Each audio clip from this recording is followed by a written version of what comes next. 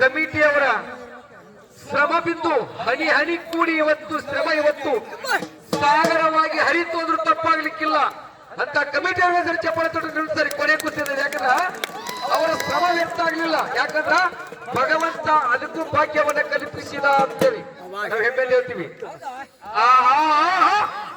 ಏನೇ ಕುಸ್ತಿ ನೋಡ್ರಿ, ಎರಡು ಡೇಂಜರ್ ಚುನಲ್ ಇದ್ರೆ ಯಾರು ಬೇಕಾದ್ರೂ ಡಾಕ್ ಹಚ್ಚಬಹುದು, ಯಾರು ಬೇಕಾದ್ರೂ ಚಾಟ್ ಬಡಿಬಹುದು, ಯಾರು ಬೇಕಾದ್ರೂ ಮುಂದಕ್ಕೆ ತೆಗೆದುಕೊಳ್ಳುವಂತ ಎಲ್ಲಾ ಲಕ್ಷಣ ಇರ್ತಕ್ಕಂಥ ಸನ್ನಿವೇಶ ಇದು.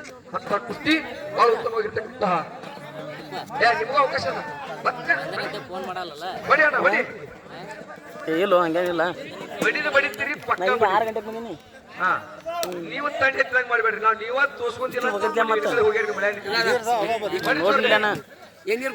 ನಾವು ಹೊಡೆ ಅಂತ ಕೊಟ್ಟಿದ್ದಲ್ಲ, ಹೊಡೆದ ಬಿಡ್ಬೇಕು. ಅಪ್ಪಾಯಿ ಎಂಬುದೇ ಆಟ ತಮಗೆ ಗೊತ್ತಿದೆ. ಅಪ್ಪಾಯಿ ಆಟ ಇದ್ರ ಜೊತೆ ಆಡಿ ಗೆಲ್ಲಬೇಕು, ಅದು ನಿಜವಾದ ಬದುಕಿನ ಪಾಠ. ಸರ್ ಚಪ್ಪಾಳೆ ಇಬ್ರು ಬರೋಣ ಮತ್ತೆ ಕುಸ್ತಿ ಆಡಕತ್ತಾರ.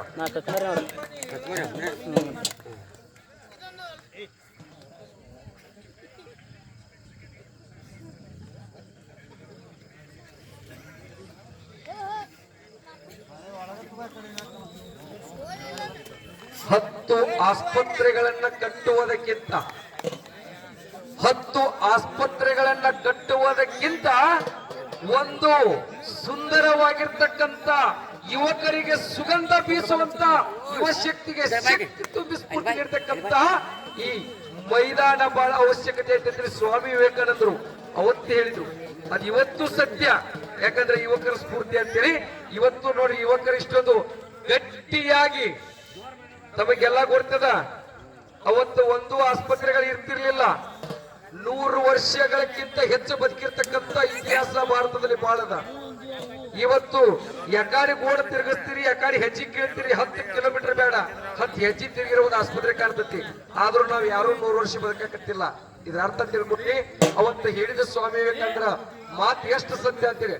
10 ಆಸ್ಪತ್ರೆ ಕಟ್ಟುವಕ್ಕಿಂತಲೂ ಇಂತ ಒಂದು ಏನಪ್ಪಾ ಅಂದ್ರ ಯುವ ಸ್ಫೂರ್ತಿ ಇರ್ತಕ್ಕಂಥ ಮೈದಾನ ಕಟ್ಟಿದ್ರ.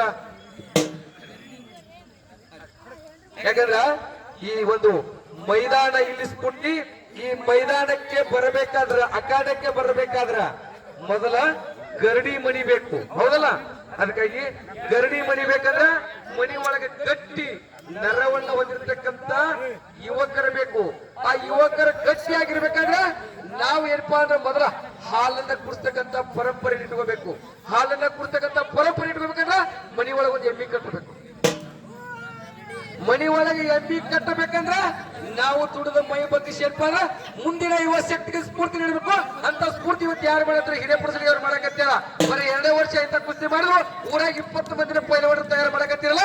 ಇದು ನಿಜವಾದ ಏನಪ್ಪಾ ಅಂದ್ರ ಈ ಕುಸ್ತಿಗೆ ನೀಡ್ತಕ್ಕಂತಹ ಪ್ರೀತಿ ವಿಶ್ವಾಸ ಅಂತೇಳಿ ಬಹಳ ಹೆಮ್ಮೆ ಹೇಳ್ತೀವಿ ನಾವು. ಯಾಕಂದ್ರೆ ನಾವು ನೋಡಿವಿ ಎಷ್ಟು ಪೈಲವಾಡರನ್ನ. ಬಹಳ ಜನ ಬರೋ ಇಲ್ಲಿ ನಾನು ಕುಸ್ತಿ ಆಡಿನಿ, ಅವಾಗ ಬರೀ ನನಗೆ 100 ರೂಪಾಯಿ ಕೊಟ್ಟಿರಿ. ಇವತ್ತು ಸಣ್ಣ ಪೈಲವಾಡಿಗೆ